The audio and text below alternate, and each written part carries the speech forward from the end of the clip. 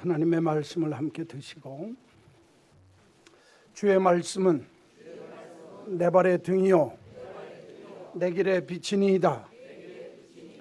말씀의 권능과 말씀의 능력이 여러분의 앞길을 선히 인도하는 축복이 때마다 일마다 함께 하시기를 간절히 소원합니다.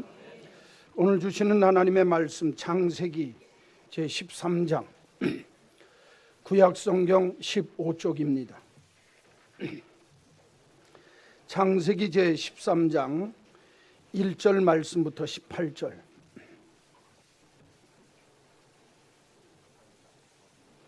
창세기 13장 1절에서 18절 말씀입니다.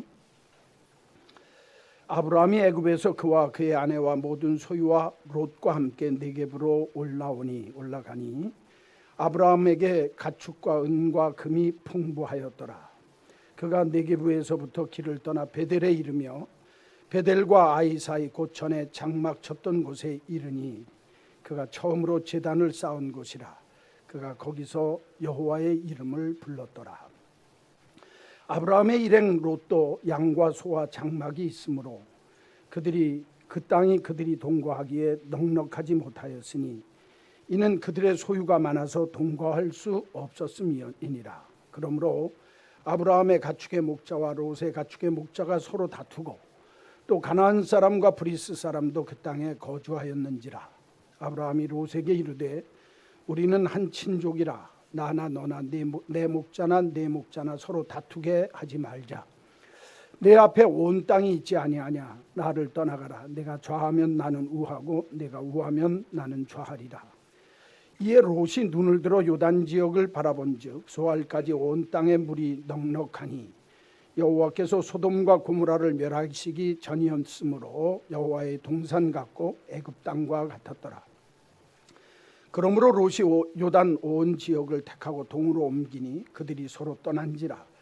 아브라함은 가나안 땅에 거주하였고 롯은 그 지역의 도시들에 머무르며 그 장막을 옮겨 소돔까지 이르렀더라. 소돔 사람은 여호와 앞에 악하며 큰 죄인이었더라. 롯이 아브라함을 떠난 후에 여호와께서 아브라함에게 이르시되 너는 눈을 들어 너 있는 곳에서 북쪽과 남쪽 그리고 동쪽과 서쪽을 바라보라. 보이는 땅을 내가 너와 네 자손에게 주리니 영원히 이르리라. 내가 네 자손이 땅에 티끌 같게 하리니 사람이 땅에 티끌을 등이 셀 수 있을진데 네 자손도 세리라. 너는 일어나 그 땅을 종과 횡으로 두루 다녀보라. 내가 그것을 네게 주리라. 이 아브라함이 장막을 옮겨 헤브론에 있는 마므레 상수리 숲에 이르러 거주하며 거기서 여호와를 위하여 제단을 쌓았더라. 아멘. 오늘 읽어드린 말씀 가지고 말씀의 제목은 더 나은 내일을 위하여라는 제목으로 잠깐 말씀드리겠습니다. 한번 따라서 합시다. 더 나은 내일을 위하여. 에릭 프롬이라고 하는 사람은 사람이 뭐냐 인간을 정의할 때 이렇게 얘기했습니다. 인간은 호모 에스파렌스라고 했습니다. 그 말이 뭐냐면 희망을 위한 존재, 소망을 향하는 존재라 그렇게 이야기를 합니다. 우리가 자동차 이름 중에 에스페로라는 거 들어보셨어요? 그 에스페로라는 말 뜻이 뭐냐면 희망이라는 거예요. 에스페란소. 그렇게 하면 우리가 에스페란스라고 하는 말 뜻 자체가 희망이거든요. 그러니까 그 에스페로 그럴 때 그 희망이라는 말이거든요. 그 에스페로 자동차 이름이 제가 자동차 영업사원은 아니고요. 그렇게 생각을 하면 좋다 그 말이에요. 사람이 뭐냐? 소망을 향해 가는 존재라는 거예요. 사람이 뭐냐? 언제나 희망을 품고 사는 존재라는 거예요. 여러분 인생을 살면서 오늘보다 내일이 더 나을 거라고 하는 소망이 없으면 그 사람 죽은 사람입니다. 갈수록 믿음과 인격과 삶이 좋아지는 사람, 그 복된 사람 아닙니까? 근데 어떤 분은 보면 가면서 믿음이 그 타령이에요. 작년에도 이랬고 올해도 또 이래요. 그 전에도 이랬는데 지금도 마찬가지도 그래요. 그 사람 아무런 발전이 없습니다. 그렇죠? 이거보다 더 심한 사람은 누구냐? 그때는 좋았는데 지금은 형편없어요. 오히려 갈수록 쇠퇴하고 뒤로 후퇴하는 사람이 있습니다. 불행한 사람이. 인생이라고 하는 건 오늘 비록 어렵고 힘들다 할지라도 하나님을 믿기 때문에 그분 안에서 내 미래는 하나님이 내 삶을 책임져 주신다. 늘 소망을 품고 사는 것, 그게 사람이라 그 말이에요. 이 인간이 희망이 끊어지는 순간의 삶은 아무런 의미가 없습니다. 그러니까 어제보다는 오늘 내게, 그리고 내일은 오늘보다 더 나은 내일이 내게 있다라고 믿고 살 줄 아는 사람. 여러분, 오늘 본문에 나오는 아브라함이 처음부터 믿음이 좋아서 믿음의 조상된 사람 아닙니다. 하나님이 택하셨어요. 갈대아 우르 땅을 떠나라, 떠났습니다. 가나안 땅까지 가라, 갔습니다. 자기가 살던 수백 년 살던 고향 땅 떠나서 아무도 없는 곳에 본토 친척 아비집을 떠나서 내 본고향, 내 부모가 있는 땅, 정말 아무도 없는 혈연 묻힌되어진 가나안 땅 가라고 할 때 가는 거예요. 순종할 때 하나님께서 그를 믿음의 시작, 믿음의 아버지로 시작하시는 거예요. 그런데 하나님이 대바람의 믿음으로 부르실 때 아브라함이 진짜 믿음의 조상처럼 이렇게 크고 위대하고 정말 누가 봐도 부러울 만한 믿음의 소유자냐? 아니라는 거예요. 이따 제가 말씀드릴 터인데 아브라함의 모습을 보면 그 사람이나 우리나입니다. 어떻게 믿음의 조상을 그 사람이라고 그러냐? 그냥 반이요. 그 정도로 형편 나카무라상입니다, 여러분. 응? 그 정도로 형편없는 사람이었다고 말이에요. 그런데 하나님이 갈수록 믿음의 모습을 더하시더니 믿음의 조상이 되는 역사가 있다는 거예요. 처음부터 믿음 좋았던 건 아니라는 거예요.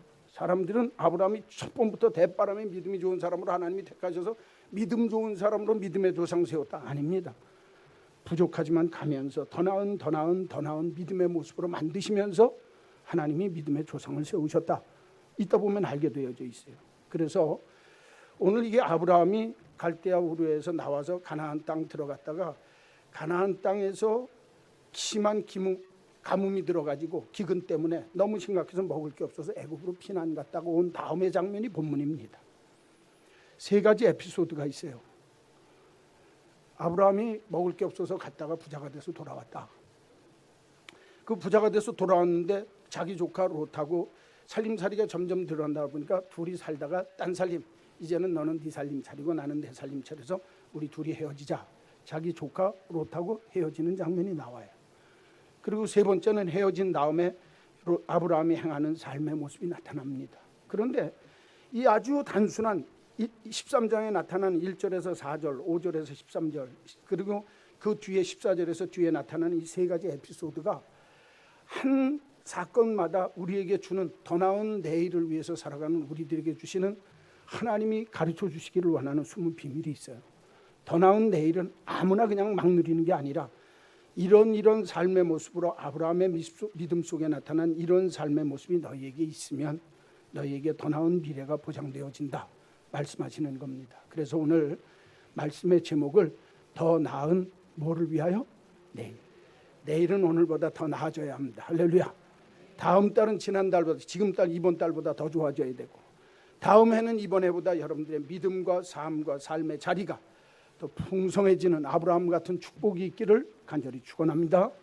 자, 그러면 더 나은 내일을 위해서 우리가 아브라함을 통해서 첫 번째 주시는 하나님의 교훈이 뭐냐? 1절에서 4절입니다. 아브라함이 애굽에서 그와 그의 아내와 모든 소유와 롯과 함께 네겝으로 올라가니 아브라함에게 가축과 은과 금이 풍부하였더라. 그가 네겝에서부터 길을 떠나 베델에 이르며 베델과 아이 사이 고천에 장막 쳤던 곳에 이르니 그가 처음으로 뭐를 쌓은 곳이라? 제단을 쌓은 곳이라.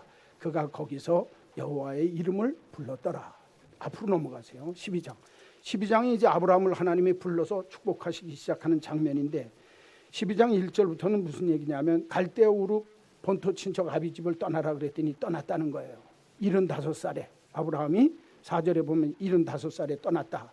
모든 소유를 거느리고 가나안 땅으로 들어갔다. 8절입니다. 자, 8절. 거기서 베델 동쪽 산으로 옮겨 장막을 치니 서쪽은 베델이요 동쪽은 아이라. 그가 그곳에서 여호와께 뭐를 쌓고?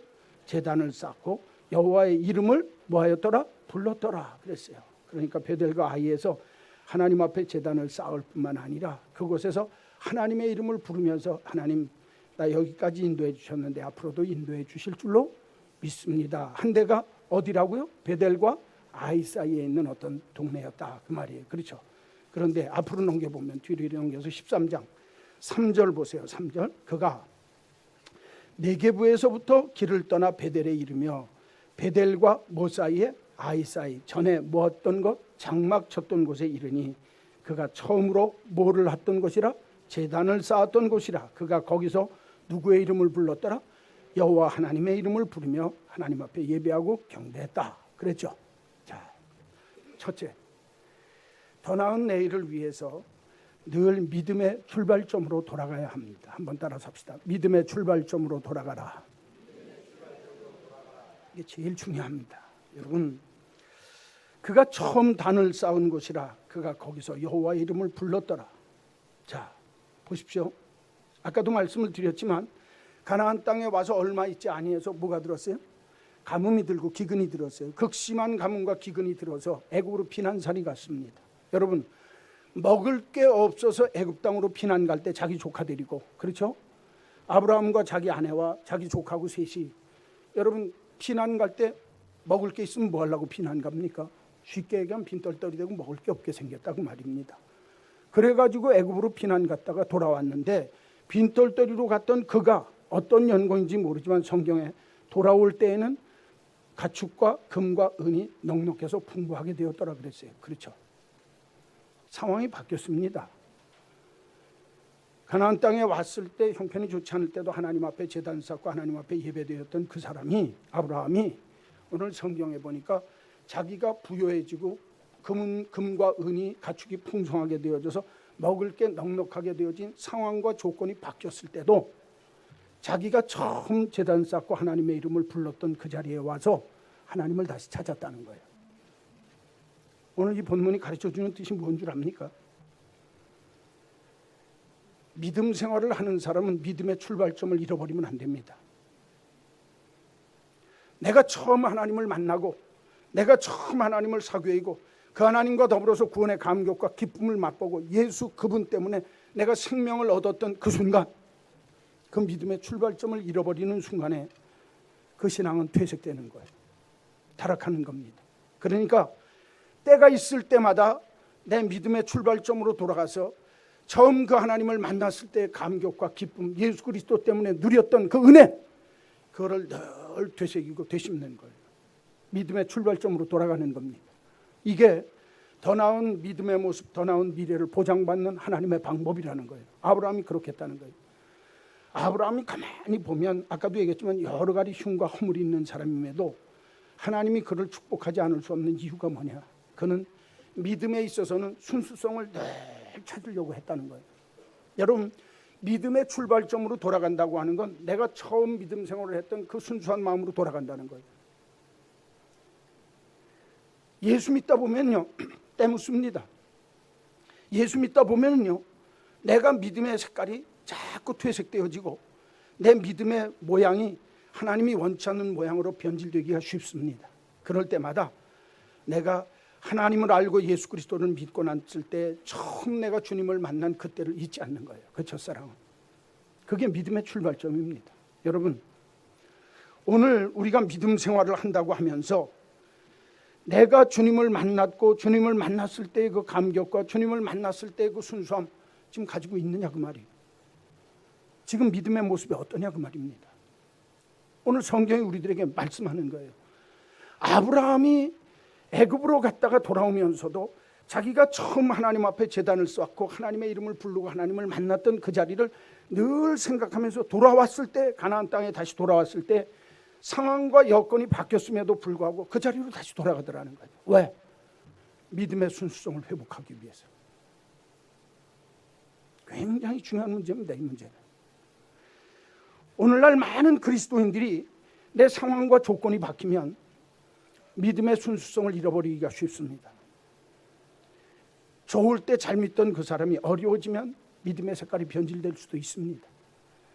어렵고 힘들 때 주님 없으면 못 살아요. 막 간절하게 찾아서 주님 때문에 내가 생명을 얻고 새 생명을 얻었는데 내 삶의 환경이 좋아지면서 변질되는 사람도 많습니다. 어떤 사람은 처음 믿을 때는 믿음의 모습이 아름답고 좋은 모습이었는데 세월이 가면서 습관적으로 타성에 젖어서 그 모양 그 타령이 되면서 감격이 없어요. 이거 얼마나 불행한 겁니까? 이게 믿음의 순수성입니다. 왜 우리가 믿음의 출발점을 늘 생각해야 되냐? 내가 주님을 믿고 주님이 나를 사랑하시고 구원하셨던 그 구원의 때, 구원의 감격의 그때 그 순간 왜 잃지 말고 그때를 되돌이키면서 믿음의 출발점으로 자꾸 돌아가야 되냐? 그래야 새로워지니까. 그래야 순수성을 회복할 수 있으니까. 여러분, 요한계시록 2장에 보면 7교회 중에 에베소 교회에 대해서, 첫 번째 있는 에베소 교회에 대해서 주님이 이렇게 말씀하십니다. 에베소 교회 사람들이여, 너희가 내 행위와 수고와 인내를 내가 아노라. 악한 자를 용납지 아니한 것도 내가 아노라. 너희들이 거짓 사도를 알아내고 잘 참고 견딘 것도 내가 아노라. 너희들의 믿음이 게으르지 아니한 것도 내가 아노라. 그러나 너의 처음 사랑을 버렸노라. 그러므로 어디에서 떨어진지 너희들이 생각하고 회개하여 처음 행위를 가지라. 그렇지 아니하면 내게서 내 촛대를 내가 옮기리라. 무서운 말씀입니다. 에베소 교인들이 믿음 생활 다 저랬어요. 대여섯 가지의 칭찬받을 일들이 있어요. 악한 일을 그만두고 하나님이 기뻐하는 믿음을 견디고 거짓 사도들을 알아보고, 그 다음에 너희들이 수고하고 인내하고 하나님이 기뻐하는 믿음의 모습으로 참고 견디고, 내가 다 한다는 거예요. 얼마나 믿음 생활 잘하는지 내가 한다는 거예요. 그런데 하나 잃어버린 게 있다는 거예요. 여러분, 어쩌면 에베소 교회, 책망받았던 에베소 교회 17가지로 칭찬 들었지만 한 가지 책망받는 그 소리. 그런데 성경은 그 뒤에 붙는 말이 무서워요. 네가 생각하고 너희가 회개하고 내 행위를 하나님이 기뻐하는 모습으로 살아가지 아니하면 내 촛대를 옮기겠다는 거예요. 아무리 다른 거 잘해도 순수성을 잃어버리면, 내 믿음의 출발점 예수 그리스도 하나님에 대한 첫사랑을 잃어버리면, 그 순수성을 잃어버리는 순간에 너는 타락한 교회라는 거예요. 잘 들으십시오. 교회가 번창한다고 좋은 거 아닙니다. 하나님의 교회니까 번창해야죠. 그러나 교회가 번창하는 그 교회 교인들의 신앙이, 순수성이 변질되어지면 그건 교회가 크는 의미가 없습니다.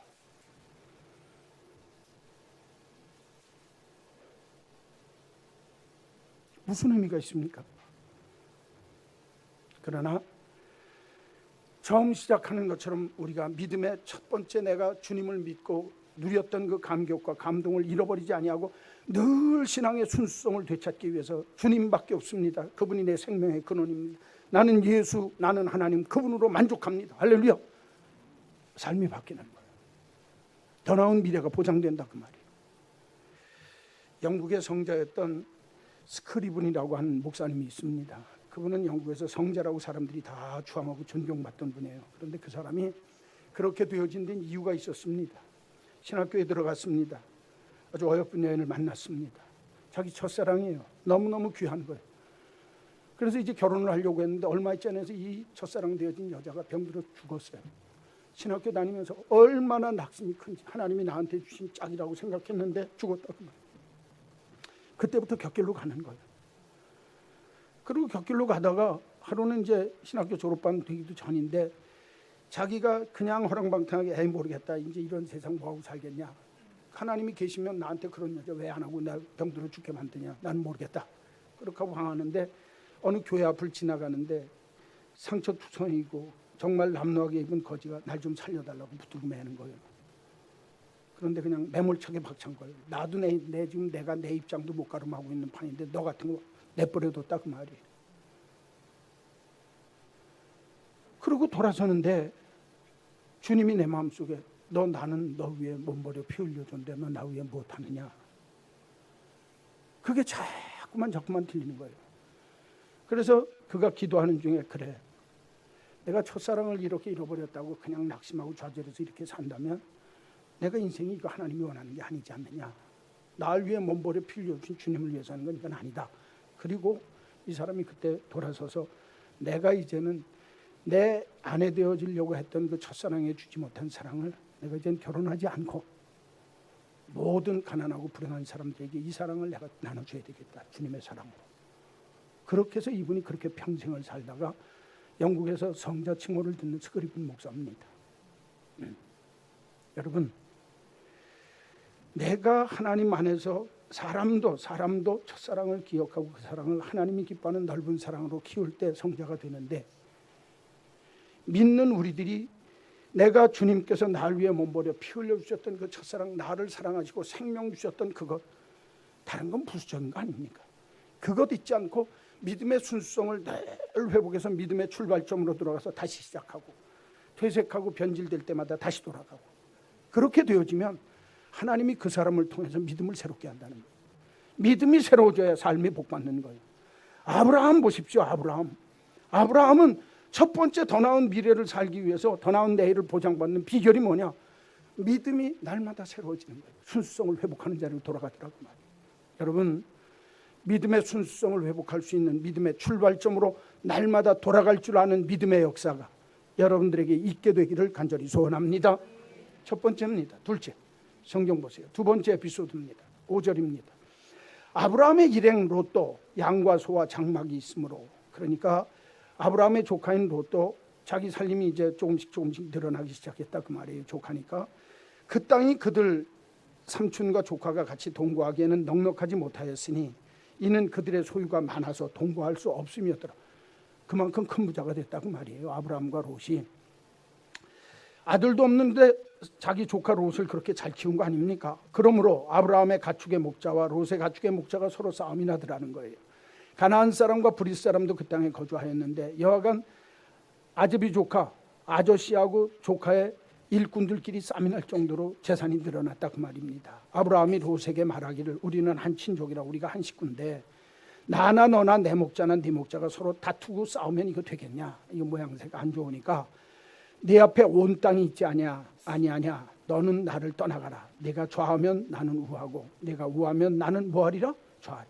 네가 어디 갔든지 좋으니까 네가 좋은 땅 가져라. 나는 그 다음에 남는 땅 내가 갖겠다 그 말이에요. 이에 롯이 눈을 들어 요단 지역을 바라본즉 소알까지 온 땅에 물이 넉넉하니 가축업할 때 물 많은 게 최고입니다. 그렇죠? 그러니까 그 땅이 기름지고 목초가 좋고 물이 많으니까 목축업하기에 좋다 그 말이에요. 싸움 날 일이 없어요. 내가 좋은 건 먼저 택하니까. 조카 롯한테 너 그 땅 가져라. 여호와께서 소돔과 고모라를 멸하시기 전이었으므로 여호와의 동산 같고, 얼마나 땅이 비옥한지 여호와의 동산 같고 애굽 땅과 같이 비옥하였더라.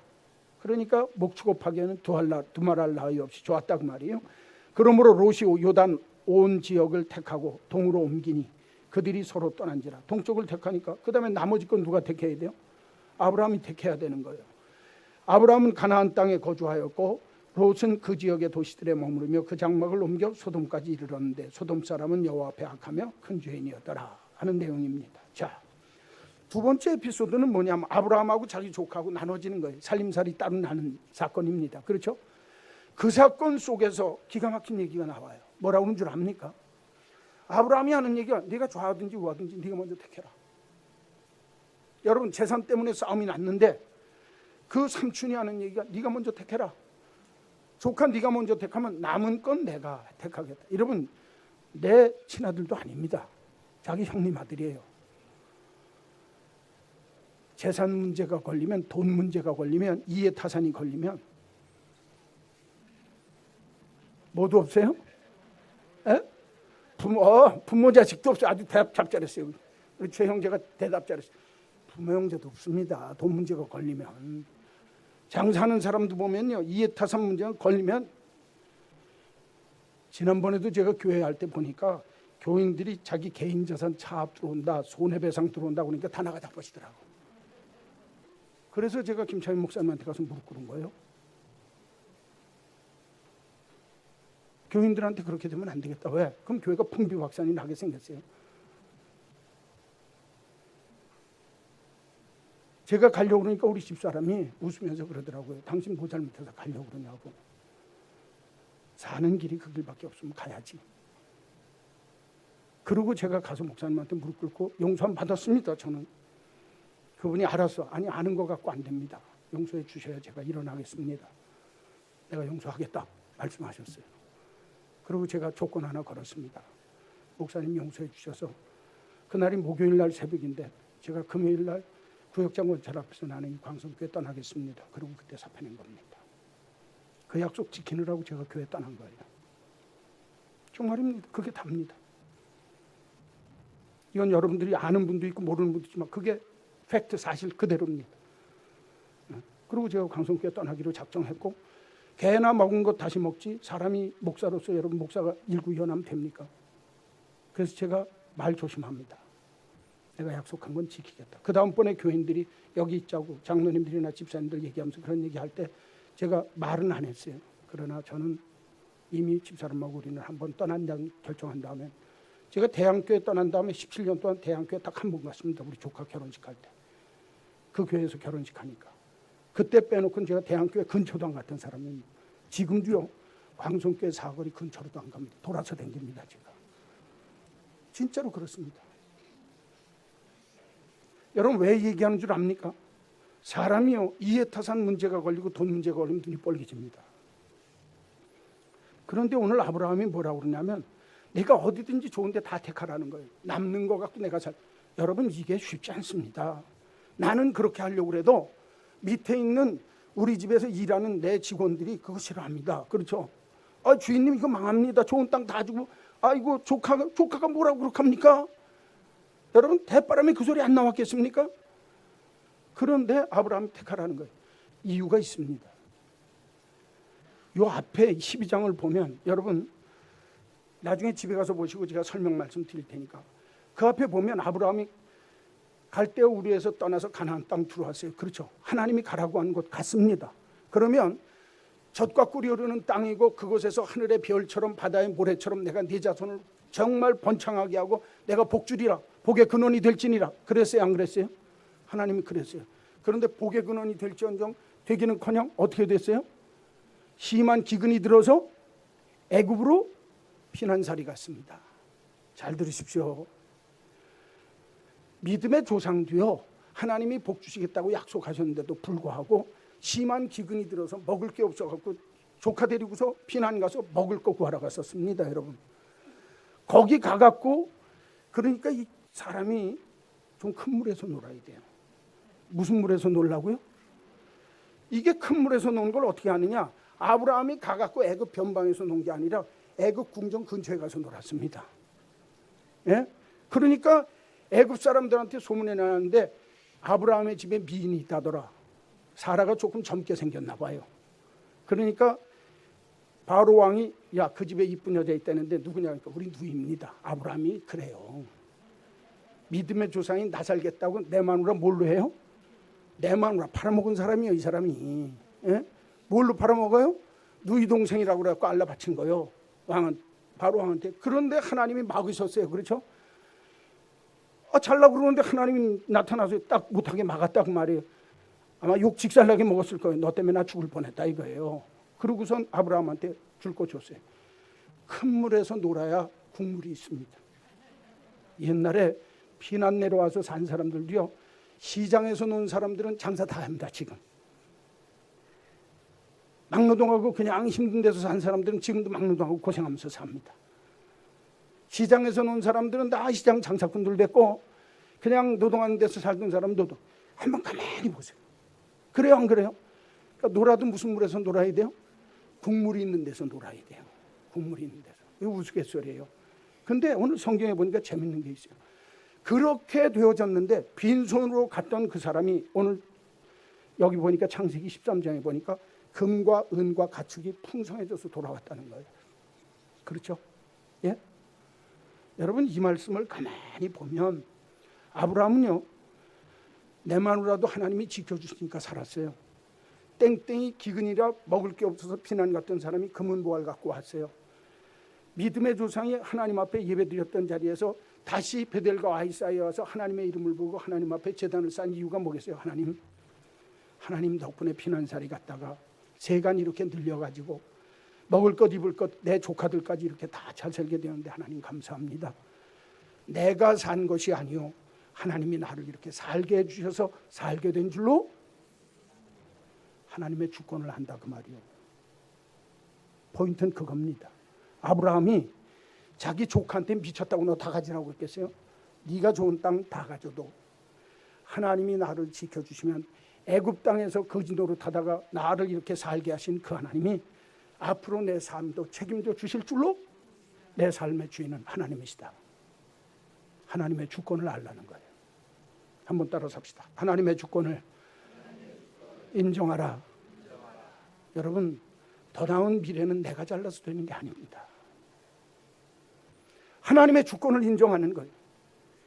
애굽 땅에 갔을 때 하나님 빈털터리로 갔는데 내 마누라도 다 잃어버릴 뻔했는데 그 자리에서 지켜주시고 여기까지 살게 하신 그 하나님이라고 한다면 내 조카와 내가 싸우지 않겠습니다. 내 조카가 가질 땅 다 갖고 난 다음에 남은 찌꺼기 땅 가져도 하나님이 나를 살게 하시면 복되게 될 줄로 믿습니다. 할렐루야. 하나님의 주권을 인정했다. 하나님의 주권을 인정해야 우리의 더 나은 미래가 보장되는 거예요. 사랑하는 성도 여러분, 늘 내가 하나님을 바라보고 살아야지 누가 날 도와주니까 이렇게 꿈도 꾸지 마세요.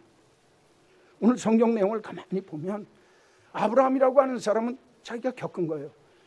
그렇게 못난 마누라도 팔아먹고 피난 가서 어렵게 살던 그 사람, 하나님이 여기 오면 다 줄 줄 알았는데 오히려 고통받았던 그 순간을 통해서 그래, 믿을 분은 하나님밖에 없어.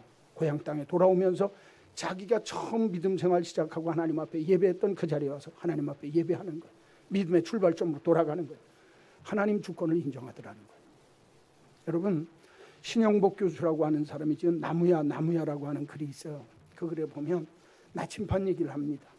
지금은 뭐 핸드폰에 나침반이 있고 턱 하면 그냥 북쪽 딱 가리킵니다. 그렇죠? 옛날에 지남철 갖고 만든 핸드폰, 밑에다 지남철 붙이고 양철로 만든 핸드폰이 있었죠. 부잣집에서 살아서 나침반 그런 거 안 써본지 모르지만 옛날에 애들 초등학교 애들, 국민학교 애들 갖고 가면 이런 나침반이 있어요. 그죠? 그 나침반이 북쪽, 북극성이 있는 북쪽을 딱 가리킬 때, 정북을 가리킬 때, 그렇죠? 무슨 얘기인지 아세요? 그러다가 어느 정도 방향이 북쪽으로 잡히면 이렇게 하고 가리키는 거예요. 그 표현을 들어서 이렇게 얘기했어요. 나침반이 정북을 향해서 달달달달 떨다가 가리키는 것처럼 최소한 그리스도인이라고 한다면 주님을 향해서 두려움과 떨림으로 늘 주님을 인정하고 주님의 방향을 그렇게 늘 맞추면서 살아야 그게 진짜 그리스도인이 아니냐 그 말이에요. 하나님의 주권을 인정하십시오. 하나님이 내 삶을 책임져 주실 줄로 믿습니다. 미래는, 내게 더 나은 미래는 내가 하는 거 아닙니다. 성경 하나님이 하게 하시더라. 할렐루야. 이 은혜가 저와 여러분에게 있게 되기를 간절히 축원합니다. 옆에 사람하고 인사 한번 합시다. 주의 주권, 하나님의 주권을 인정합시다. 하나님으로 하여금 하나님 되게 할 때 이 역사가 나타난다는 거예요. 할렐루야. 얼마나 좋아요. 그렇죠? 자, 그 다음에 이제 세 번째 에피소드가 있어요. 성경 보세요. 14절. 롯이 아브라함을 떠난 후에 여호와께서 아브라함에게 이르시되 너는 눈을 들어 너 있는 쪽에서 북쪽과 남쪽 그리고 동쪽과 서쪽을 바라보라. 눈을 들어서 바라보라. 보이는 땅을 내가 너와 네 자손에게 주리라. 영원히 이르리라. 내가 네 자손이 땅에 티끌 같게 하리라. 사람이 땅에 티끌을 셀 수 없는 것처럼 네 자손도 능히 셀 수 없으리라. 너는 일어나 그 땅을 종과 횡으로 두루다녀 보라. 내가 그것을 내게 주리라. 이 아브라함이 장막을 옮겨 헤브론에 있는 마므레 상수리 수풀에 이르러 거주하며 거기서 여호와를 위하여 제단을 쌓았더라. 할렐루야. 자, 세 번째 사건이 뭐냐면, 첫째는 아까 얘기했지만 애굽에서 돌아와서 피난살이에서 부자가 됐을 때 하나님이 베델과 아이 사이에서 하나님 앞에 제단 쌓아서 믿음의 출발점으로 돌아갔다. 둘째, 그 출발점으로 돌아가고 난 다음에 거기 와서 부자가 되었을 때 자기 롯 조카와 헤어질 때 하나님의 주권을 인정했더니 하나님이 기가 막히게 축복하셨더라. 하나님의 주권을 인정하라. 조카와 자기 조카 롯과 갈라지는 사건이 있었죠. 이번엔 그 다음 사건이에요. 갈라진 다음에 롯은 이제 다 재산 나눠 갖고 갔어요. 그러니까 이제 누구만 남았어요? 아브라함하고 사라만 남았어요. 그렇죠? 그러니까 아브라함과 사라가 자기 종들을 데리고 어디로 갈까 하고 이렇게 하고 있으니까 하나님이 부르시더니 하시는 말씀이 눈을 들어 이거 동쪽, 남쪽, 북쪽, 서쪽, 동서남북을 바라보라는 거예요. 눈을 들어 바라보라는 거예요. 여러분 이게 중요합니다. 에? 내가 다 차지하고 남은 거 아무것도 없고 찌그러기 땅만 남았다고 여러분 낙심하는 게 아니라 일어나 눈을 들어 바라보라는 거예요. 그리고 바라본 다음에 거기서 끝나지 말고 오늘 성경 보이는 땅을 내가 네 자손에게 주리라. 내 자손이 티끌같이 땅에 티끌같이 많아지리니 땅에 티끌을 셀 수 있다면 네 자손도 세리야. 못 센다는 거예요. 그렇게 번창하게 해주시겠다는 거예요. 내 보이는 땅을 내가 네게 주리라. 아이고, 그 다음에 보십시오. 너는 종과 횡으로 내가 정말 가로로 세로로 내가 다닐 수 있는 땅을 마음껏 해주고 다니라는 거예요. 그러면 내가 그 땅을 내가 너에게 주리라. 할렐루야. 이 14절에서 18절 말까, 이 17절까지 있는 말씀이 이게 핵심적인 말씀입니다. 여기 더 나은 내일을 사는 믿음의 법칙이 나와요.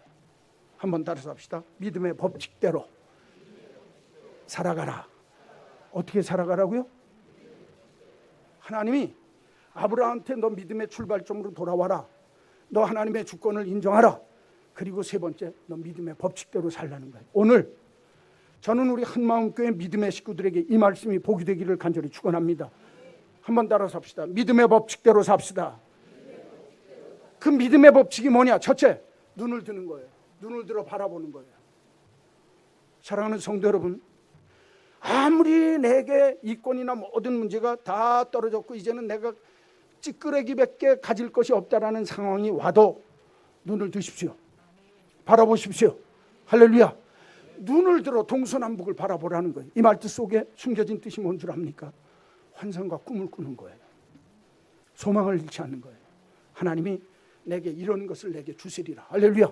어려워도 내가 내게 주는 희망과 꿈을 잃지 말고 눈을 들어 바라보는 거예요. 바라봄의 원칙입니다. 첫째로 뭐 할 줄 알아야 돼요? 바라볼 줄 알아야 돼요. 꿈을 꾸는 거예요. 하나님이 이 동서남북 땅을 통해서 찌끄러기 같아도 이 땅을 통해서 내게 복을 주실 줄로 믿습니다. 환상과 꿈을 갖는 거예요. 헛개비보라는 소리 아닙니다. 소망을 갖는 거예요. 정말 내 조카가 다 가져가고 남은 땅이지만 이 땅을 통해서도 하나님은 내게 무엇인가를 이루시기를 원하고 계신다. 꿈을 잃지 않는 거예요. 여러분, 소망을 잃지 않고 꿈을 잃지 않아야 사람이 살 수 있는 거예요. 아이고 이제는 망했네. 이 자리에서 내가 어떻게 일어나. 그럼 망하는 거예요. 그 자리에서도 눈을 넓게 뜨고 크게 뜨고 바라보는 거예요. 하나님이 동서남북 땅을 바라보게 하시면서 이 땅을 내게 주시리라. 젊었을 때나 그러는 거지 나이 들고. 여러분, 오늘 아브라함이 75세가 지난 때에 애굽에 가서 몇 년 살았는지 제가 모르겠어요. 성경에 안 써 있으니까. 그런데 분명한 건 75세 때에 부른 거니까. 그렇죠. 그리고 애굽에서 부자가 돼서 돌아온 거 보면 나이가 꽤 됐을 때입니다.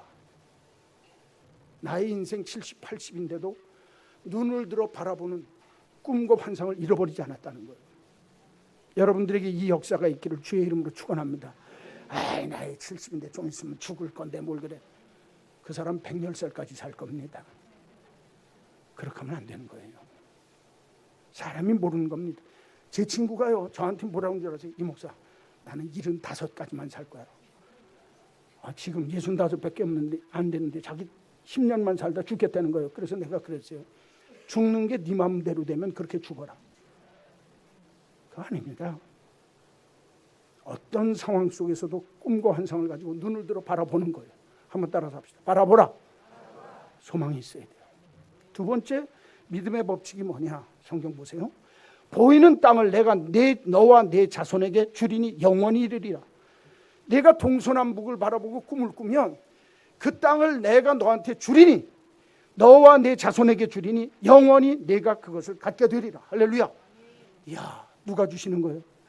하나님이 주신다는 거예요. 여러분, 하나님 안에서 허락하심을 믿는 겁니다. 그러니까 내가 가슴이 뜨거워져야 돼요. 제가 영원히 따뜻한 사람이 됩시다 그랬잖아요. 그죠? 내가 나이 75세가 넘었지만 동서남북을 눈을 들어 바라보라 말씀하시고 바라보는 땅을, 보이는 땅을 내가 내게 주리라. 이 꿈을 꾸셔야 돼요. 이 꿈이 없으면 불행한 겁니다. 80대시는 우리 형제님, 90대시는 우리 할머니 힘내십시오. 바라보는 거예요. 그리고 바라본 다음에 하나님 앞에서 오늘 성경이 가르쳐 주는 대로 보이는 땅을 내게 주실 줄로 그럴 때 내 가슴이 뜨거워지는 거예요. 여러분, 뜨거운 기대와 소망을 가지면서 하나님이 내게 주실 줄로 확신하며 사는 거예요. 야, 보게 하셨으니까, 바라보게 하셨으니까 보이는 땅을 내게 주시리라. 아브라함에게 주신다고 하신 그 주님이, 그 하나님이 내게도 영원히 내게 주실 줄로 믿습니다. 하나님이 주실 줄로 확신할 때 내 안에 기대와 소망이 있어요. 그래, 해보는 거예요. 한번 해보자. 그렇죠? 그 다음에 하나 더 있습니다. 너는 일어나 그 땅을 종과 횡으로 두루 다녀보라. 여기 보세요. 쳐다보고 하나님이 주실 거야, 우리 하나님이 주실 줄로 믿습니다 하고만 있으면 안 된다는 거예요. 종과 횡으로, 가로로 세로로 너 펄펄 뛰라는 거예요. 가만히 앉아있는데 하나님이 딱 하고 해주는 게 아니라 내게 보여주시는 그걸 보고 동서남북으로 종과 횡으로 한번 열심히 다녀보라는 거예요.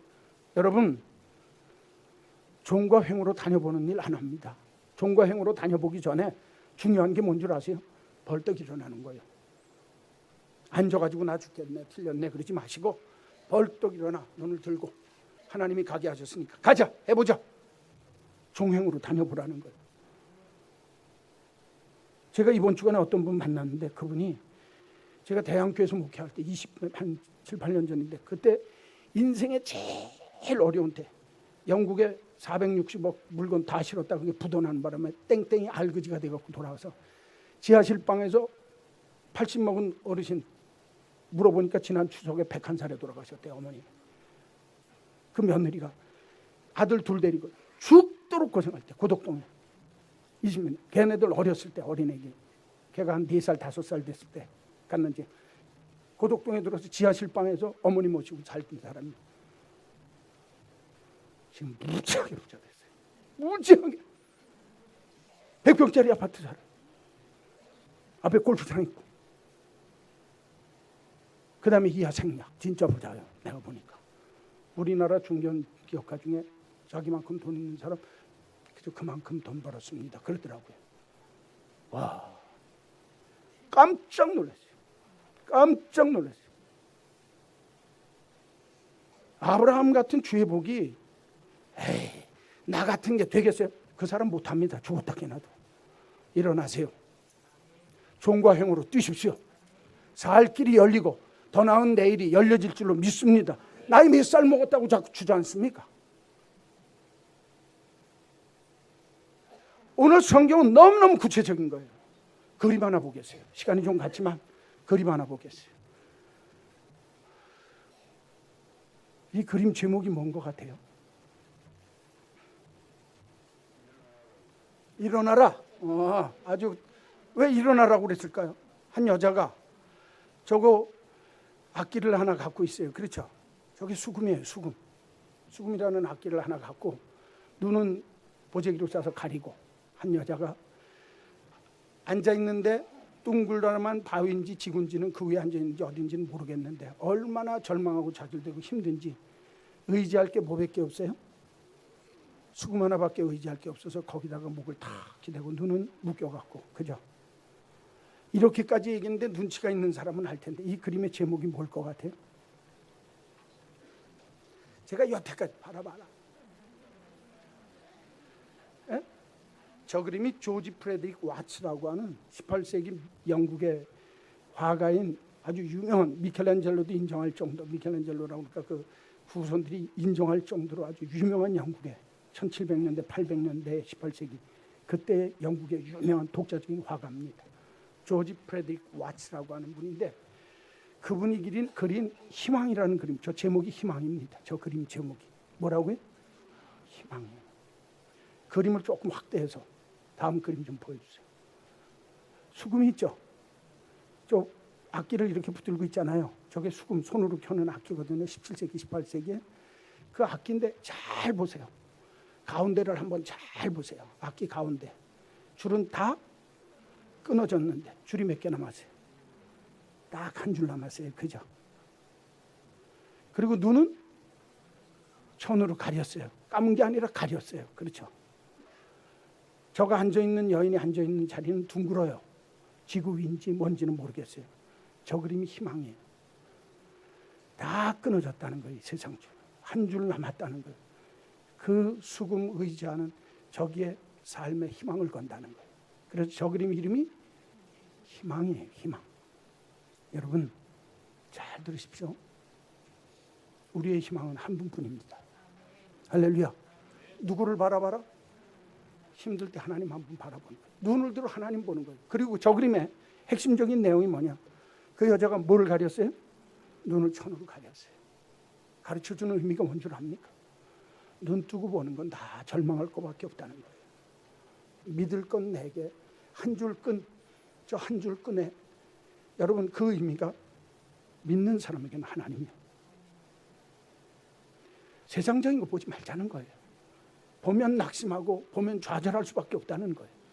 한 줄 끈 붙들고 하나님 붙들고 살면, 하나님이 내 삶의 유일한 희망인 걸 믿고 살면, 눈을 들어 그분을 바라보고 보이는 것을 내게 주실 줄로 믿고 뜨거움과 소망을 가지고 기대와 소망을 가지고 종과 횡으로 행하면서 걸어가면 아브라함처럼 복된 미래를 주실 줄로 믿습니다.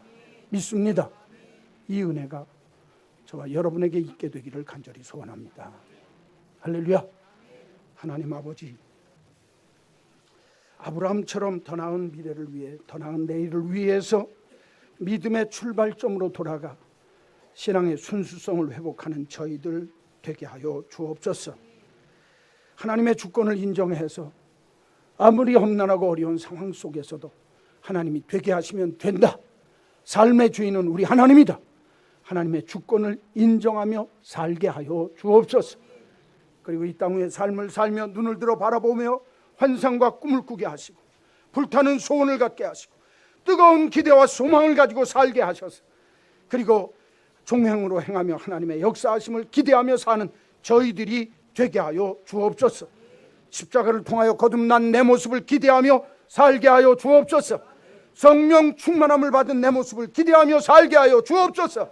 모든 상처와 병으로부터 치유받는 내 모습을 기대하며 살게 하여 주옵소서. 저주와 가난과 낭패와 실망 속에서 해방되어진 내 모습을 바라보며 살게 하여 주옵소서.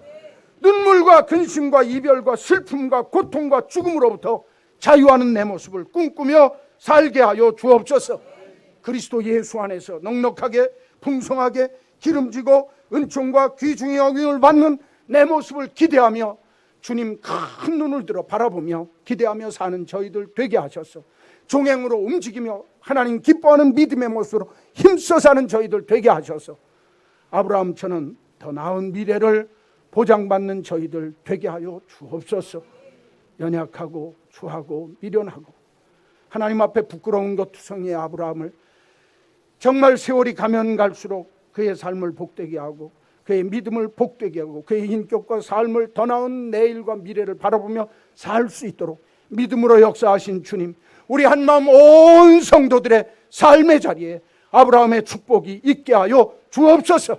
아브라함에게 역사하신 그 하나님이 나의 하나님 됨을 믿고 살아가는 저희들 되게 하여 주시옵소서. 예수님의 이름으로 기도하옵나이다. 아멘.